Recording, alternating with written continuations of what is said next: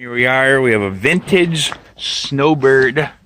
We just picked it out of the barn and just added air to the tires for the first time in about 20 years. We're going to take a look at it and see what we can get going. Small engine repair, locally. Sounds like it's got good compression, so I think she'll go. It's Briggs. So we'll get back to you after we take it apart and see what's wrong. All right, we got the old Snowbird going now. Took it apart. Took about an hour to get all these covers off of it. That was the hardest part. Pulled the flywheel, cleaned the points, just a little brake clean and a nice little point file.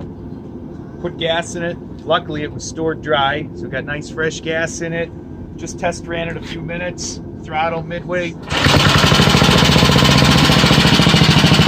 smoke. Runs really good. Throttle's right down. Throttle's right up.